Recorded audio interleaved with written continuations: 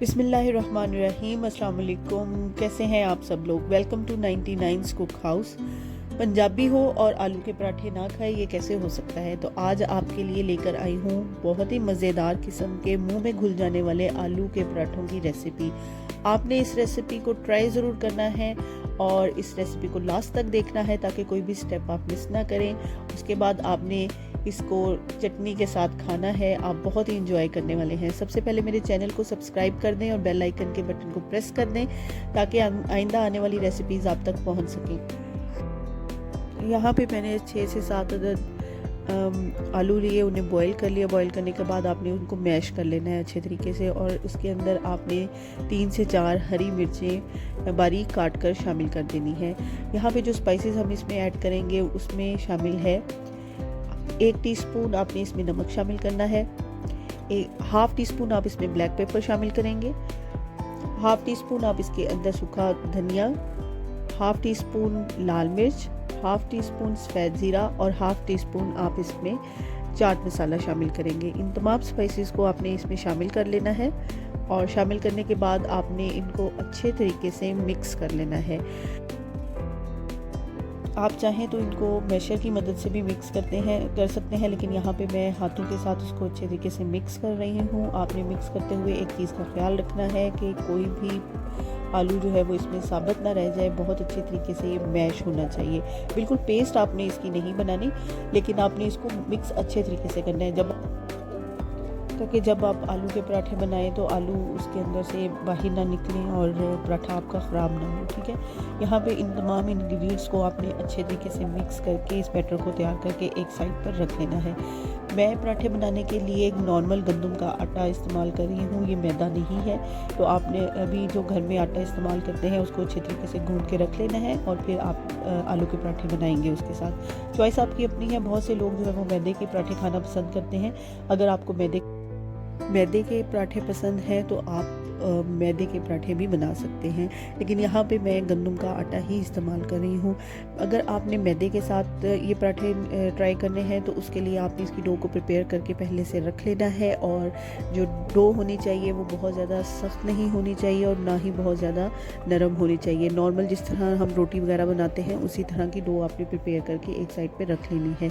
आलू के पराठे बच्चे बड़े सभी बहुत शौक़ से खाते हैं और पंजाबियों की तो ये जान है, क्योंकि ये पराठे इतने मज़े के होते हैं और ये अगर इस तरीके से आप बनाएंगे तो ये बिल्कुल मुंह में घुलने वाला पराठा बनता है और सभी बहुत शौक़ से खाते हैं। स्पेशली आप अगर इस तरह से बना के बच्चों को लंच बॉक्स में देंगे तो वो लंच भी ख़त्म करके आएंगे। तो यहाँ पे आपने 2 छोटे छोटे पेड़े बना लेने हैं, उनको अच्छे तरीके से इस तरह से बारीक करना है साइड किनारों से और उसके बाद इनको छोटी छोटी रोटियों में बेल लेना है।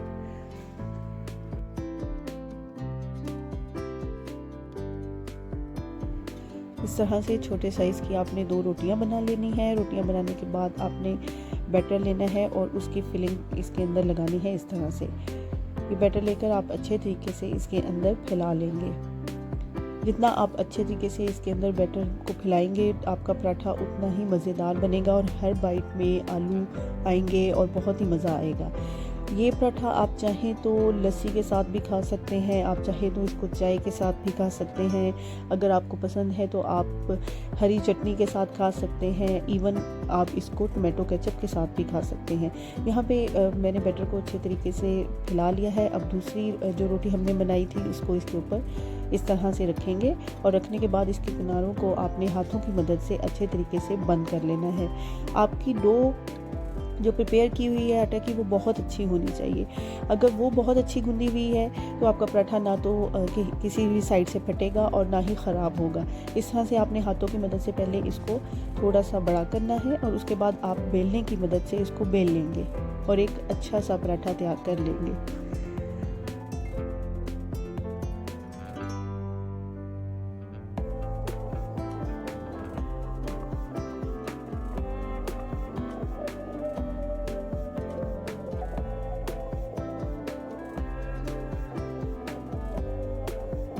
ये देखिए हमारी एक अच्छी सी रोटी बन गई है और इसको मैंने तवे के ऊपर डाल दिया है।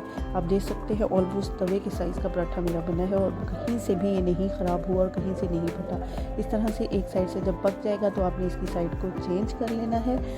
यहाँ पे कोशिश आपने ये करनी है कि आपने इसके ऊपर देसी घी लगाना है। अगर देसी घी आपके पास अवेलेबल नहीं है तो आप कोई भी दूसरा घी इस्तेमाल कर सकते हैं, लेकिन देसी घी लगाएंगे तो उसका तो मज़ा ही कुछ और होता है। लेकिन ज़रूरी नहीं है हर किसी के पास देसी घी अवेलेबल हो, तो आप ऑयल के साथ भी ये पराठे बना सकते हैं। ये मेरे पास देसी घी अवेलेबल था तो मैंने देसी घी इसको इस तरह से अच्छे तरीके से हर तरफ लगाया। और देखिए, जो पंजाबियों के पराठे होते हैं वो कंप्लीट ही नहीं होते जब तक उसके ऊपर अच्छे तरीके से घी ना लगा हो।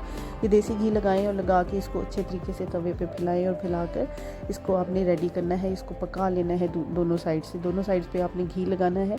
फुली लोडेड होना चाहिए और आप यकीन करें जब आप इसको खाएंगे ये मुंह में घुलता जाएगा और मज़ा बहुत आने वाला। ये देखिए, एक साइड से बिल्कुल रेडी हो गया है। अब इसको दूसरी साइड से अच्छे तरीके से पका लेंगे। लो मीडियम फ्लेम पे आप इसको पकाएंगे ताकि ये क्रिस्पी बने और ये क्रिस्पी बनेंगे और बहुत ही मज़ेदार किस्म के बनेंगे। आपने इस तरह से इसको फोल्ड करके हर साइड से अच्छे तरीके से पका लेना है। पराठे सभी को पसंद होते हैं। आप इसको अच्छे तरीके से बनाकर बच्चों को स्पेशली टिफ़िन में ज़रूर दें, ये उनके लिए बहुत अच्छे हैं। वो पेट भर कर खाएंगे और इसमें फ़ैट भी उनके अंदर चला जाएगा। पोटैटो है तो स्टार्च भी चला जाएगा। तो आप इस तरह से बनाकर अपने बच्चों को ज़रूर दें। ये देखें, तवे के ऊपर धुआं जो है वो देसी घी की वजह से उठ रहा है। और इसी तरह मैं जल्दी से दूसरे पराठे भी तैयार करूँगी, क्योंकि मैं पराठे बनाकर एक साइड पे रखूँगी और फिर उसको हमने इंजॉय करना है दही वाली चटनी में। दही वाली चटनी आपने किस तरह से बनानी है, आप 3 से 4 अदद हरी मिर्चें लेंगे, थोड़ा सा पुदीना उसमें ऐड करेंगे, थोड़ा सा धनिया ऐड करेंगे, हाफ़ टी स्पून उसके अंदर आप नमक शामिल करेंगे और उसको आपने कूनी में अच्छे तरीके से पीस लेना है। अगर चाहें तो आप उसके अंदर एक लहसुन का जवा भी शामिल कर सकते हैं। शामिल करने के बाद आप इसको अच्छी तरीके से कूनी में कूट लेंगे। कूटने के बाद आपने उसके को बारीक पीस लिया और उसके बाद आपने उसके अंदर घर का बना हुआ दही शामिल करना है। और शामिल करने के बाद फिर आपने उसको खाना है। यकीन करें इतना मज़ा आएगा आपको। आप बाकी सारी ये जो पिज़्ज़ा और इस तरह की चीज़ें उसको भूल जाएंगे। जो ट्रेडिशनल फूड होता है वो कभी भी पुराना नहीं होता, वो हमेशा ही मज़ेदार होता है। बस उसको अच्छे तरीके से आप बनाएं ज़रूर। ये देखिए, हमने इसी तरह फुली पोटैटो से लोडेड एक और पराठा जो है वो यहाँ पे ऑलमोस्ट रेडी कर लिया है। इसको इस तरह से आपने हाथ की मदद से फैला लेना है। ट्रिक वही है कि आपकी डो बहुत अच्छी गूंदी होनी चाहिए, आपका बैटर पोटैटोज़ का बहुत अच्छा प्रिपेयर होना चाहिए। इस तरह से आपने अच्छी सी एक प्यारी सी गोल सी रोटी बेल लेनी है। ये देखिए, माशाल्लाह माशाल्लाह हर साइड से बहुत अच्छे तरीके से ये बनी है। और इसको फिर आप गरम तवे के ऊपर इस तरह से डालें और अच्छे तरीके से दोनों साइड से आपने पकाना है। और पकाने के जब ये पराठा दोनों साइड से थोड़ा थोड़ा पक जाएगा उस वक्त आपने इसके ऊपर घी को लगाना है हर साइड से। ठीक है, तमाम साइड से आप घी को लगाएंगे, लगाकर अच्छे तरीके से इसको रेडी करेंगे। ठीक है, ये देखिए, देसी घी इसके ऊपर इस तरह से जाएगा। बहुत ही मज़ेदार किस्म के पराठे रेडी हो रहे हैं। घी को लगाने के बाद ये देखिए, आपने इस तरह से इसको फोल्ड करना है और चिमटे की मदद से हर तरफ से इसको पका लेना है। तमाम किनारों को अच्छी तरीके से आप सेकेंगे ताकि पराठे आपके ये देखें, एक और मज़ेदार किस्म का हमारा आलू का पराठा रेडी हो गया है। मेरी रेसिपी को लाइक कर दें और मेरे चैनल को सब्सक्राइब कर दें। बेल आइकन के बटन को ज़रूर प्रेस करें ताकि आइंदा आने वाली रेसिपीज़ आप तक पहुंच सके। अपना ख्याल रखिएगा। नई रेसिपी के साथ फिर आऊँगी। अल्लाह हाफ़िज़।